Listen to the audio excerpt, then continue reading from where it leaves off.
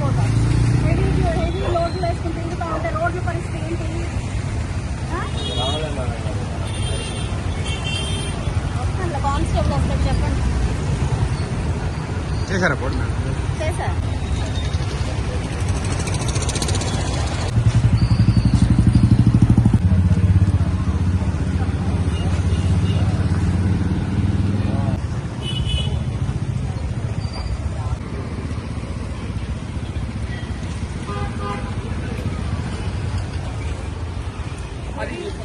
Madam MLA గారు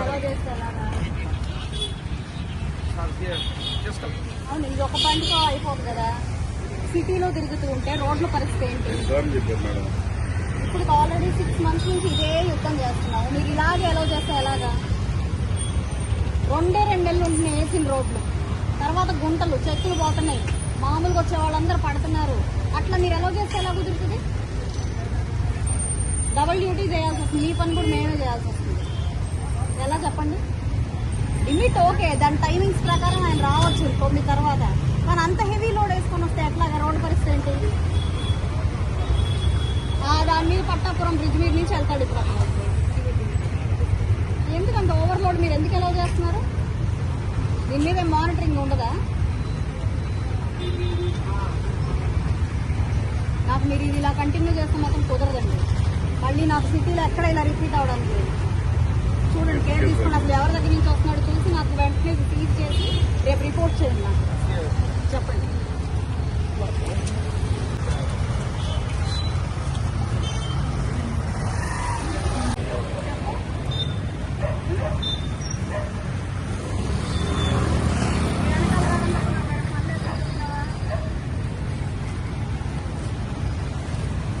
second duty రాకపోతా heavy లోడ్లు వేసుకుని తిరుగుతూ ఉంటే రోడ్ల పరిస్థితి ఏంటి?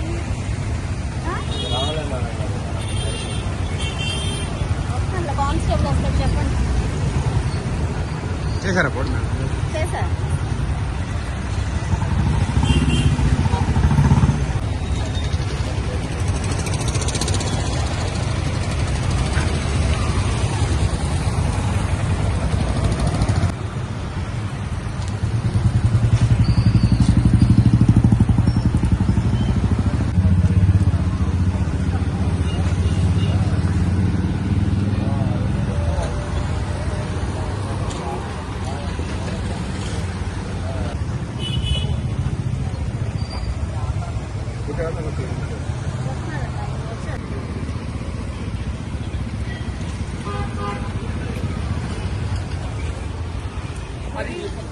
మేడం ఎమ్మెల్యే గారు